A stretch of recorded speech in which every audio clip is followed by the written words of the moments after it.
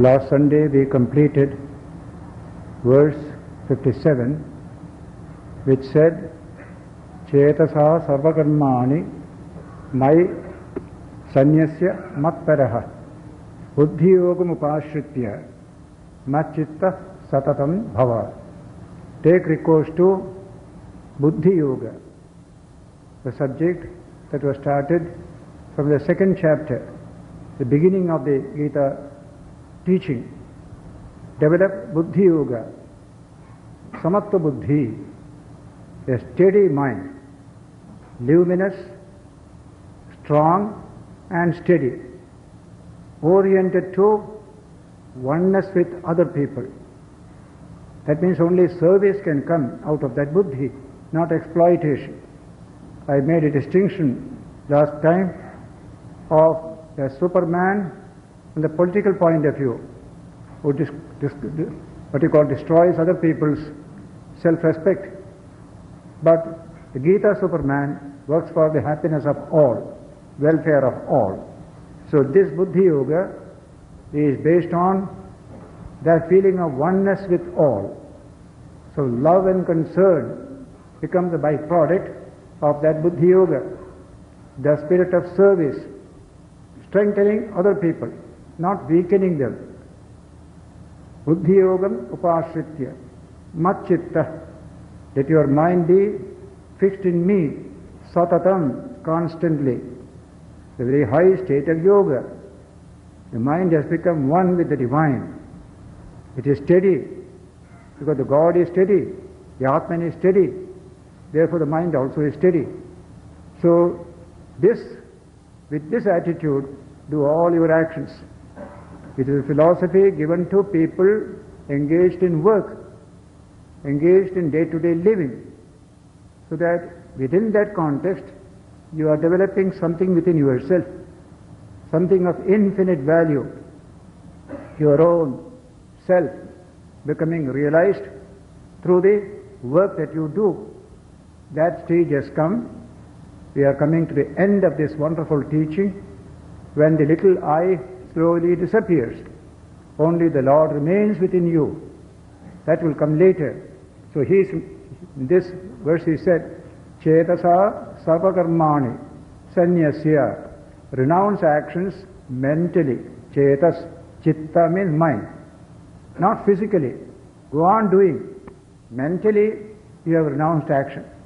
It's a wonderful state of mind, working and yet not working. The burden of work, the tension of work doesn't come. Work is there. Even Sri Ramakrishna referred to women carrying pots on the head, 2-3 pots of water, and smiling and talking freely with each other. You can see such a load is there. You don't feel the load. You feel very light. You talk to each other. No sense of what you call contorted face or anything. Very smiling. That is the art of carrying a weight. Life is like that. Can you carry it with that simplicity, with that peace, with that cessation of all tension? That is yoga. So he said, unless you have a touch of the divine within, that power won't come. It is not a physical power, not an intellectual power.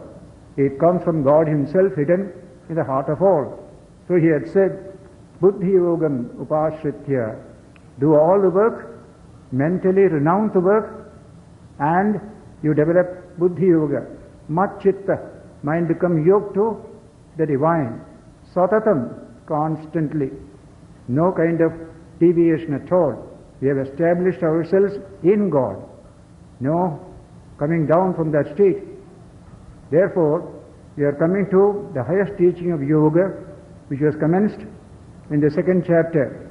Eshate abhita sankhye buddhir yoge tumansuno. Till now you heard about the ascetic life, renouncing all this, trying to be alone, realizing your own Atman. That is one way, Sankhya, Jnana Yoga. But now I am telling you, this Yoga Buddhi, by which Buddhya Yukto Yaya Partha Karma Bandham Prahasyasi, by which even though you are acting, no bondage will stick to you. You will be free in the context of action.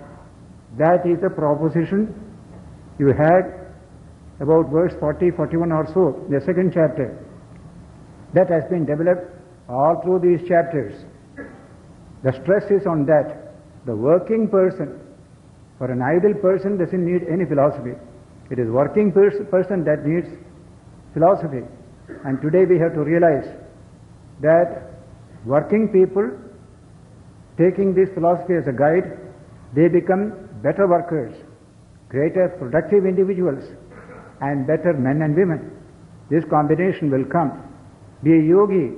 Krishna's teaching to all working people, any department, but work, essential. Kurvaneveha karmani jijishet shatam samaha. In the Isha Upanishad, the first Upanishad, you find this stress. Expect to live a full span of 100 years of human life, but working all the time. Kurvaneveha karmani. Do hard work, not lazy, not a feudal landlord's life. People are working, you only enjoy all the time. You don't work at all. That won't do. You work hard. That's the way to fulfill life's purposes. So having said that, he is now concluding that great message, men for all. Repeatedly you have seen nothing sectional, nothing creedal in all the teaching here. Just a human being, wherever you are, man or woman or child, this philosophy is meant for you. For what? To achieve your fulfillment in your own line of development, not putting you somewhere else. That is why it is an appeal to every human being. The beautiful description of this teaching by the title is Bhagavad Gita, celestial song. What a beautiful English translation. The song celestial, a music which can inspire every heart, any part of the world. That is divine music. Krishna is a great master of such music. First with his flute when he was young, and with this Gita when he became later.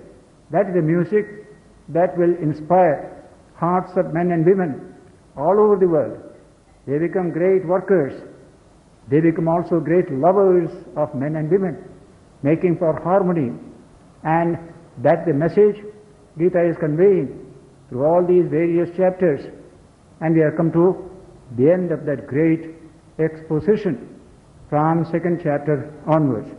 Now, verse 58 continues with the same topic. Chetasa, we said chitta, mind. Mentally forsake, renounce all actions. Physically go on doing. That's the teaching. Then he says, mat chitta sarvadurgani mat prasadat tarishyati. Those whose minds are fixed in me, mat chitta. In the previous shloka, Krishna said, mat chitta satatam bhava. Constantly be yoked to myself, your mind. Your mind is connected with me. That person, what happens to him? Mat chitta sarvadurgani mat prasadat tarishyati. All difficulties and troubles in life he will overcome with that union with the divine. When the mind is united with the divine. Sarvadurgani. Shankara comments, Durgas means difficulties, troubles in daily life. And in our samsara, we have to face many difficulties. Sarva samsara durgani. All this we have to face. And to give you strength to face, you find this teaching. Be one with the divine. You get tremendous energy coming to you, just like an ordinary bank draws plenty of capital from the Reserve Bank. Nobody can run down that bank because the Reserve Bank is behind it. So when you have the infinite one behind us, we will always be full of resource. We will not run out of resource. So Matchitta Sarvadurgani Mat Prasadat Tarishyati. Through my grace, because he has become one with me, he is able to overcome all these ups and downs of life. Durga. Actually the word for Durga is also means a fort or a high mountain. Difficult access, a place difficult of access is called Durga. And Durga is the Divine Mother's name. One who helps you to cross difficulty is Durga. Durga Devi will say. So here is that Durga. They Matchitta Sarva Durgani Mat Prasadat Tarishyati. But he is telling Arjuna now, because Arjuna said, I am not going to fight. The last shloka of the first chapter ends with saying, Arjuna threw his bows and arrows in the chariot and sank in his seat, saying, I am not going to fight. That is the picture you get there. It is to make Arjuna to understand the situation and do his duty. Krishna started his instruction from the second chapter. Now we are coming back to that once again.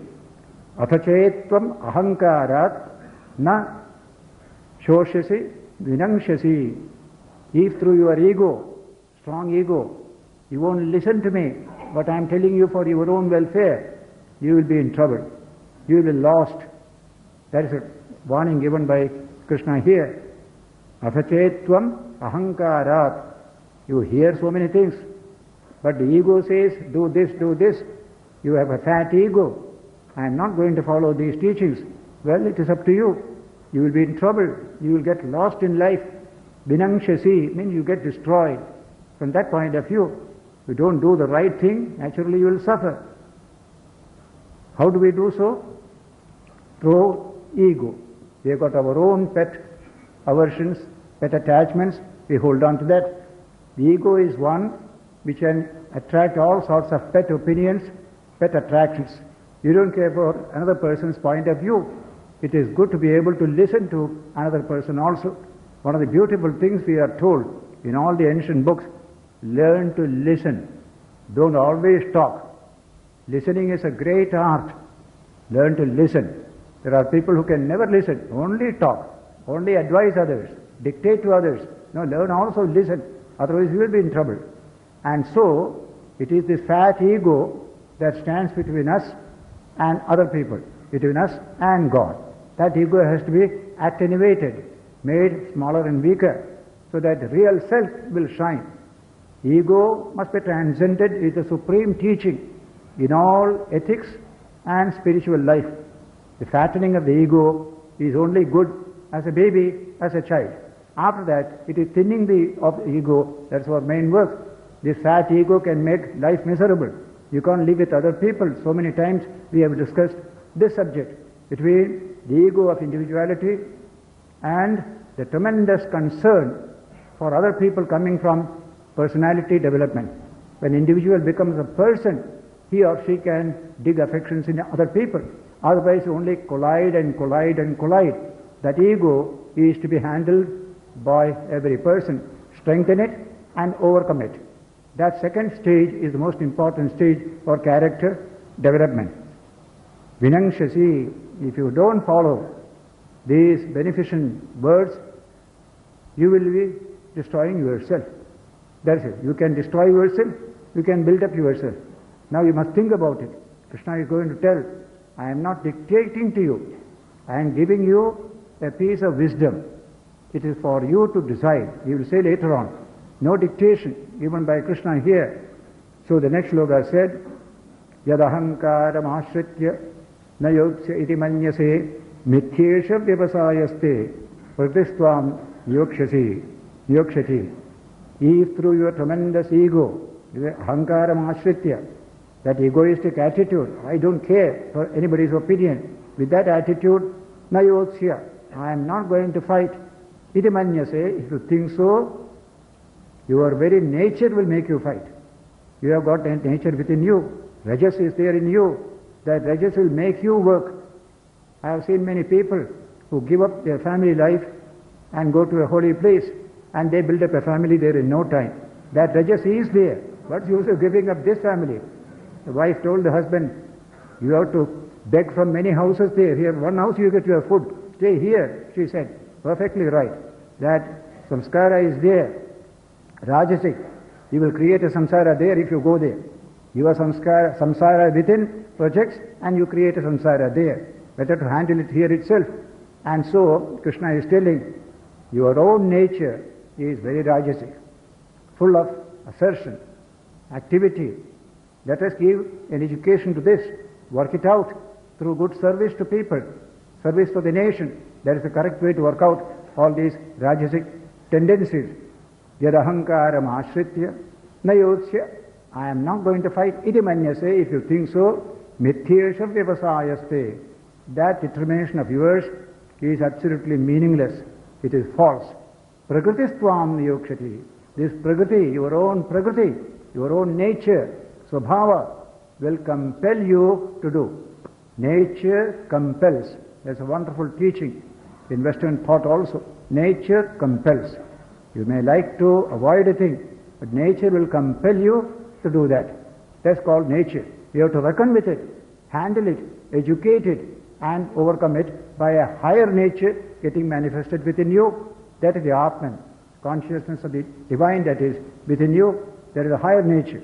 Lower nature can be conquered by higher nature, but it takes time. Slow education, slow development is needed. So he's telling Arjuna, if you don't follow this teaching and face up your problems here, forsake it and become a mendicant, your very nature will compel you to do this in another form. Better to follow this, is said earlier also. And so, Prakristvam Yokshati, in the third chapter also he has referred to this Prakriti. We are all subject to our own Svabhava, built-in disposition. We have to reckon with it. Just throwing away externally won't do, because they will return again. As one writer said, you throw nature out through the door, it will come through the window once again. You cannot escape it. Work it out by philosophically, rationally thinking about its methods and consequences. That is a very slow process. And so, Krishna says, Svabhavajena kaunteya nibaddha svena karmana.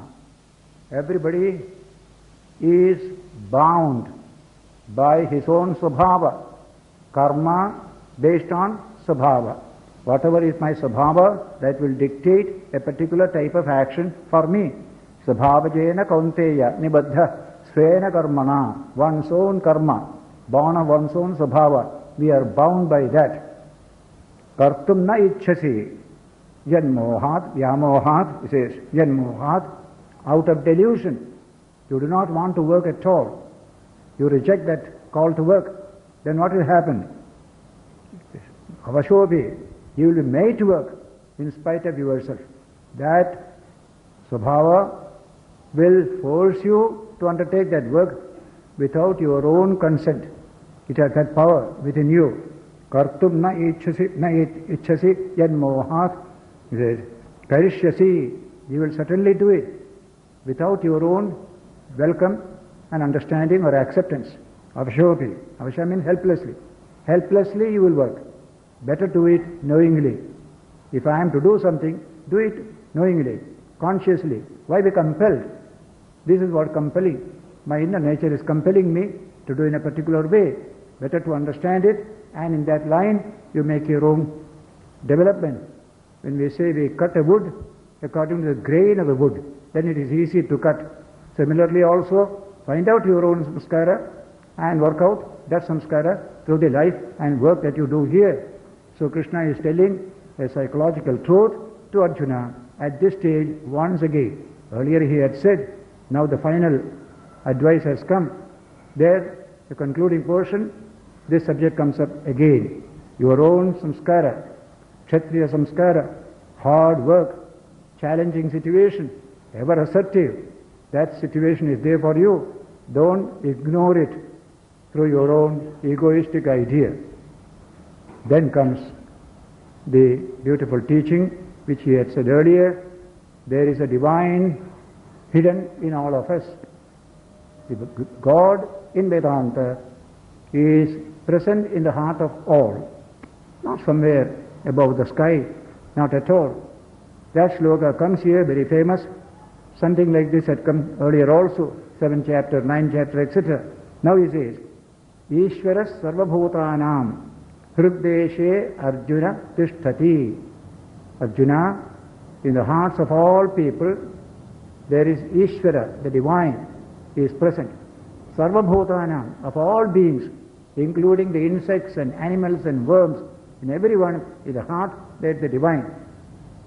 They cannot understand this truth, but a human being can understand this truth and live it and realize it. That's the difference between the two. The fact is, God is present in everything. It is the inner self, it is the antaryami. So that truth is repeated here. Ishvara sarvabhutanam hrideshe Arjuna tishtati. The innermost recess of the human personality, Lord is present. Of all beings, the Lord is present. Then, what does it mean? Essentially, all life and work are done by God Himself. We are only an instrument. We don't remember it, we don't understand it in the beginning. When you are ripe spiritually, you will understand the truth. So next line says, Brahmayan sarvabhutani yantrarudhani mayaya. He is guiding all beings in their life and action. Just like a bird is kept in a yantra, a machine, and you turn it and the bird is going round and round. Bird has no say in the matter. The machine is making it do so. Similarly, in all our activities, we are thinking, we are doing. Actually, there is a divine force behind all this. He makes us do good, bad, indifferent, so many things. That truth will shine at some time. In the beginning, it cannot shine. And it should not shine at the beginning. I must develop myself. Therefore, we saw earlier, the first teaching to a human child is self-reliance. Have faith in yourself. Work out your own destiny. Work hard. What they call in Sanskrit, stress on purushakara, means personal effort. Purushakara means personal effort. We don't bring God into the picture in the beginning. Work hard. You have to do it yourself. That is the first teaching. To any child. You can't give a teaching to a child saying, God is doing everything, you keep quiet. Child won't grow, it won't develop, it won't understand this truth later on. You can understand it only when you have exercised your powers, developed your high character, capacity, talent. Then at a mature period, you will understand this truth which is being said here in verse 61. Ishvara sarvabhutanam hrideshe Arjuna tishtati Brahmayan sarvabhutani. Brahmayan means turning round and round. Sarvabhutani, all beings. Yantrarudhani mayaya. Through his maya power, he makes all people wander about like this, work about like this, move about like this. The truth is that. But we say in our own time, I am doing this. Yes, you can do that. Perfectly okay. The other truth will shine to you late in your mind, a little later, when you become ripe enough for this. Because in the beginning you will say, if God is doing everything, why should I worry?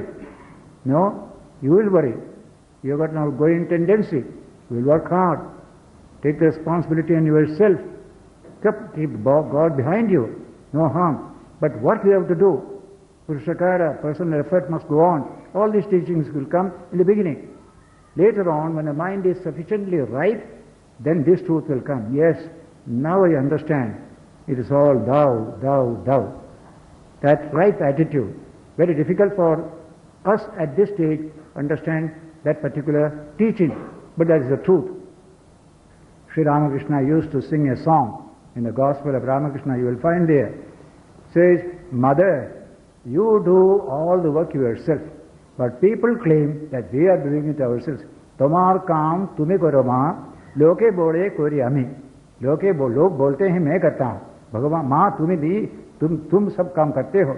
That is a song he used to sing. He used to like it. That's the truth about it. The whole world is moved by that infinite reality of the divine. Every action, every process is ordered by the divine. And yet, within that overall context, you and I have a certain part to play, and we are doing it. We are developing ourselves. But when we become ripe enough, we understand that truth. Everything is He, not I.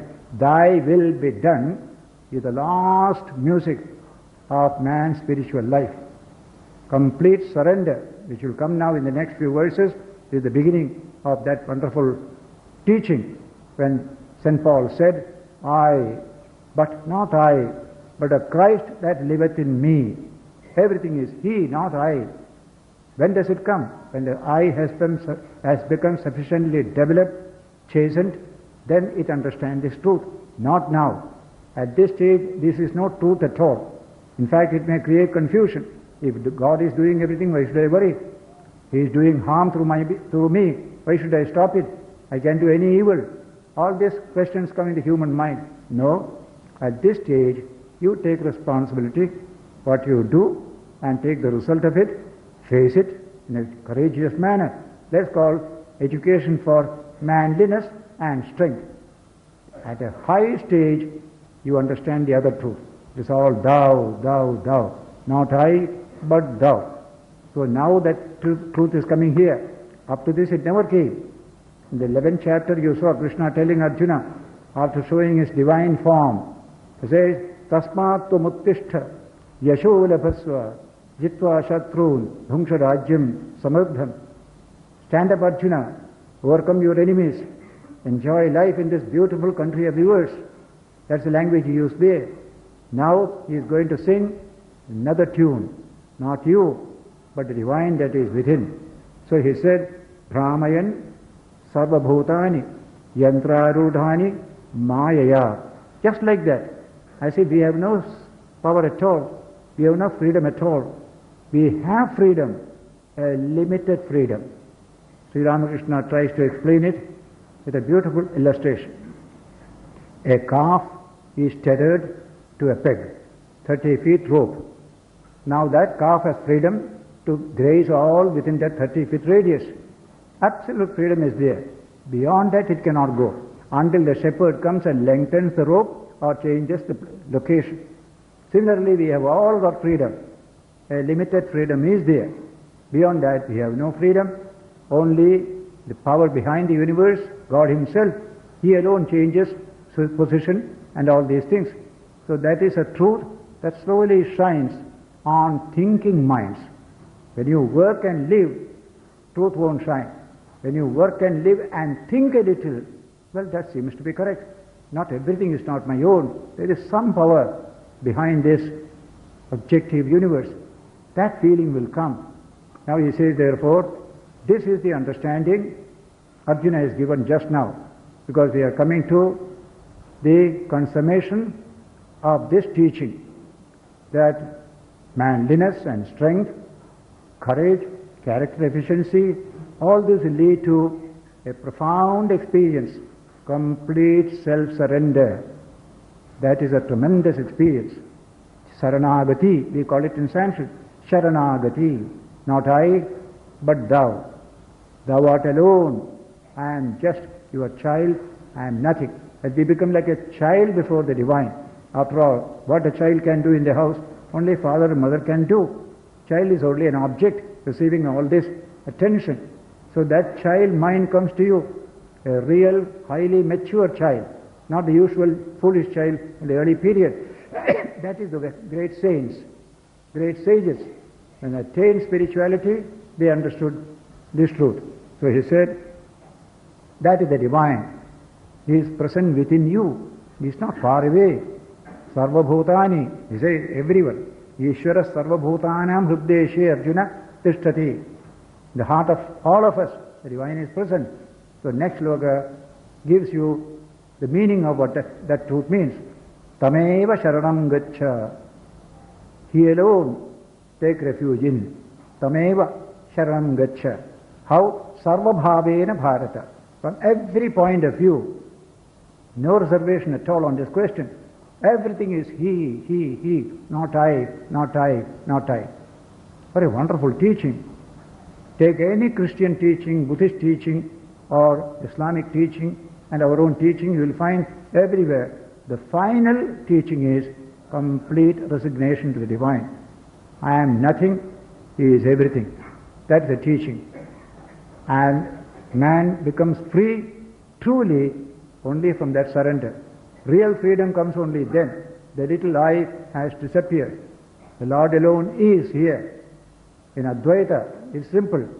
This Atman becomes one with Brahman. No separate thing at all there. Therefore, it is easy. But for a devotee, for a bhakta, it's a tremendous experience. I, we begin. Then finally comes, no, knock away this I. Only Lord is, nothing else, nothing else. Then all suffering ends, all troubles end. Only with that realization. Sri Ramakrishna gives a beautiful parable to illustrate this truth.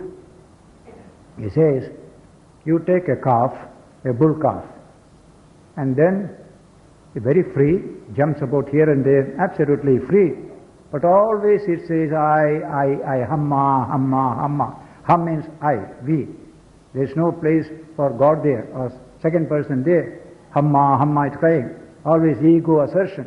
That's the nature of that calf. Then, later on, that calf grows older. It is tied to the bull, to the plough, and made to suffer by hard work, or chucky going round and round. That also. In this way, through the hamma business, it suffers a lot. Later on, it is also killed, and its flesh is taken, bone is taken, skin is taken, everything. Even then, suffering doesn't end. Then comes finally, from some fiber within the system, you produce the cotton carding machine, that thread. That thread makes the sound, tuhu, tuhu, tuhu. Tuhu means you. Then all suffering of the calf ends there. Naham, naham, tuhu, tuhu. That is the way of development. This is all aham, so it suffers. Naham, naham, tuhu, tuhu. Then all suffering ends there. A beautiful illustration he gives there. Similarly, we started with I. With a little bit of you also was there. Now the I has gone. Only you remain there. That is the final end. The wave belongs to the ocean, not the ocean to the wave. So the wave merges in the ocean. That is its status. That state comes to every human being. So tameva sharanam gaccha sarvabhavena. From every point of view, there is no argument about it. I am not I, but you. I am thy child, I am thy servant, I am one with you. That kind of complete resignation from various points of view, that is taught in all high spiritual teachings. And people have realized this truth also. Absolutely. In normal life, there is an example given. Be like a dry leaf. It has no will of its own. As the wind moves it, it moves. The human soul can be like that, but at a very high level, not the level of the leaf. The functioning like a leaf. But actually it is not so. Tremendous fullness is there, and yet there is no I. Search for I, there is no finding there. No I inside at all. Only He, only the divine is there, nothing else is there. And so, he said, Tameva Sharanam Gaccha Sarva Bhavena Bharata, to Arjuna, Tat Prasadat Param Shantim Sthanam Prapsasi Shashwatam. Through His grace, Tat Prasadat Param Shantim, supreme peace, you will get. Not only so, Sthanam, high status. As a free person, you will get there. Freedom through self-surrender.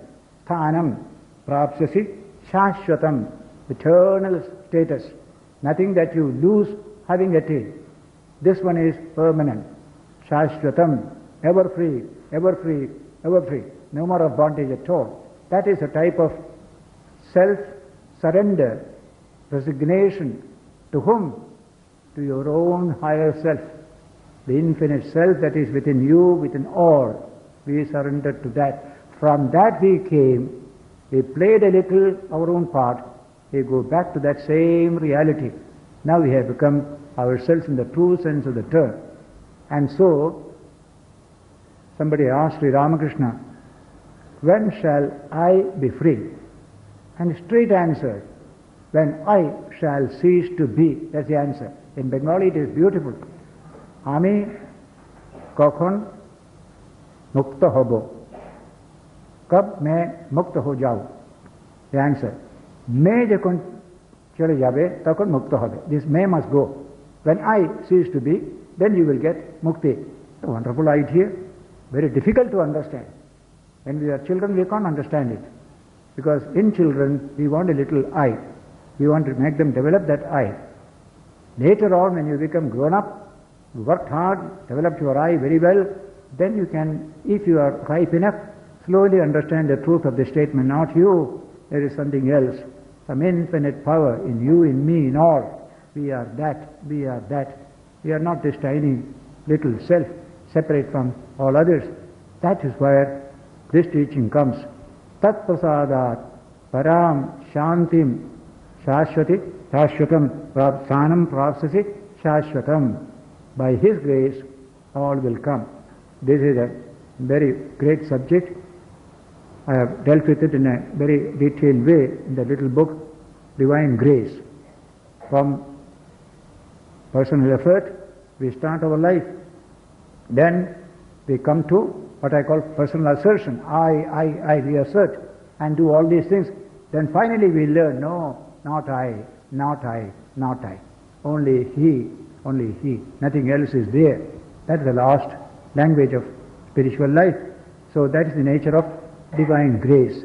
There we are entirely under the inspiration of divine grace. Lord alone is, nothing else is there. So some of the most beautiful verses deal with this experience of utter self-surrender. The I completely vanishes, as it were. Well, it is a high state, but all can attain that high state when this march of evolution finds its consummation. The little water that fell from the sky during the rain entered into a lake or a tank or finally even the ocean. And now that little water has found its way to the ocean. That is its beginning. That is its end also. Until then it passes through various phases and ultimately it will reach there only. That is the source. That is also the end. That little drop of water has found its consummation when it joined its own fellow drops in that vast ocean. God represents that wonderful reality of the all. Sarvam Khalu Idam Brahma. Brahman is everything, this whole universe. Ishavasyam Idam Sarvam. The whole manifested universe is nothing but the divine. Ishavasyam, enveloped by the divine. That truth we realize, not merely imagine, but realize by completely eliminating this little self within, this separate ego within. That is the consummation of man's life, secular and spiritual. At the secular period, we kept it in the background. In the foreground only, I. That is needed. But this I, finally we learn how to give up, not I, but thou. And I repeatedly said earlier also, it is extremely difficult to give up this I. You just give it up, again it comes, again it comes. It's not easy. Anybody can say, I have given up my I, everything is God. You just give it up, again it comes, again it comes. It's not easy. Anybody can say, I have given up my I, everything is God. But it is not true. His I is constantly there. So Ramakrishna said, this ego is like that banyan tree. You cut it, next day again it has come. Again it has come. Again and again it will come. That's the nature of this ego. To make it completely go, only through grace of God it can come.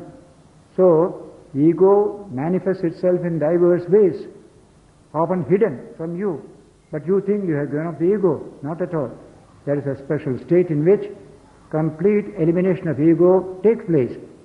That is the last stage of man's spiritual striving and realization. So that's why it is put the highest. Charama Shloka, Ramanujacharya will say that these are the verses, Charama Shloka, the final verse dealing with man's spiritual journey and its fulfillment. Tameva Sharanam Gaccha, Sarva Bhavena Bharata, not half and half. I will have some part myself, you do some part yourself. You might do it in the beginning, not at this stage. At this stage it is only Lord alone. Very often in our life, when you are working hard, developing that personal equation within yourself, you do have a place for God as a minor partner in your life adventure. That's how we begin our religion. Our religious life started by bringing God as a minor partner in the business of your life. You are the main person, but God also is a partner. A little place He has got. Once in a week, I think of Him. That is Sunday. It's called Sunday religion. Quite all right. We also have some such special day on which we think of Him. Yeah, you are also a partner. You also be there. And the time comes, He's a very dangerous partner. He will take you up like our big industries now, swallowing up all small industries. Like that. God is also like that. Once He allows you to enter, you allow it to enter into you, He will finally swallow you completely. If you know you, only He will be there. That's the wonderful thing. Not so soon. It takes long time. And when it does so, you feel a great joy, for you have not lost anything by being swallowed up in the divine. You have achieved your own real self-fulfillment. That's the difference between external, what you call swallowing up by a bigger power, and compared to this feeling within yourself. There you are completely eliminated by a powerful person, a powerful agent or institution. Here it is not so. Your own real self has come to swallow you. You are a little thing, it is swallowed in the big thing. You realize your fulfillment thereby. Nothing lost, only fulfillment there. That's the difference between worldly example of big swallowing the small and spiritual example of God swallowing the individual soul. So, Tameva Sharanam Gaccha, Sarva Bhavena, from every point of view, the supreme experience is that complete surrender. Not I, but Thou. Thy will be done. That's what a great sage can say. A Christian sage, Muslim sage, Hindu sage, Buddhist sage, all of them. There are examples of that, but it's very high, like Mount Everest. Many cannot achieve that state. Many struggle, there are few achieve. Just like 1,000 people join the Mount Everest team, but the one who climbed the Everest is only one or two, not more. Are all in the lower levels only. He's also the same. In the last journey of the highest level of experience, we travel in single file. One. No crowd there. Crowd from the bottom you can have, not there. That's the nature of this summit experience. Summit of spiritual realization. The Mount Everest of experience, I call it. That is what is described here. So in all through history, you hear only a few people who had this tremendous experience. Not I, but Thou. Thy will be done. But in varying forms, we can all have it. That's what we try to do. Much of the tension of life we can eliminate by taking God also as a partner in our life. He has tremendous resource. Ours is limited. But when you take partnership with Him, you are able to carry much heavier burdens and with greater cheerfulness. Krishna had said this earlier in the 5th chapter, the last verse, very famous verse. The words I use now, you found in that verse in the 5th chapter. Bhoktaram yatyatapasam sarvaloka maheshwaram suhridam sarvabhutanam jnatva mam shanti vrikshati. Knowing me, jnatva mam. As what? As the Lord of this universe, one who receives all your oblations and worship, etc., etc. But one more idea he mentions here. As the friend of all beings. Bhoktaram yajnatapasam sarvaloka maheshwaram suhridam sarvabhutanam. I am the suhrit of all beings. Suhrit in Sanskrit means friend. Suhrit, close to your heart. God as a friend of man. A beautiful idea. Take me into your partnership, make me your friend, then Shanti Mritchati, you will have great peace, less of tension, a greater power is also within me. What a beautiful idea. When Prophet Muhammad was fleeing from his persecutors in Mecca, he went into a cave to take refuge. With him was, I think, Abu Bakr, his companion. Abu Bakr said, Prophet, we are in great trouble. There are so many attacking us. We are only this one or two. Prophet said, no, Abu Bakr, we are not two, we are three. The Lord is there, always with us, don't fear. And naturally, he had that courage, and that trouble passed away. Then it is recorded in the Quran, that feeling, I am not alone, there is something else with me, and that is all strengthening. That is what devotees feel by faith in the divine. If it is a dynamic faith, it is really strengthening.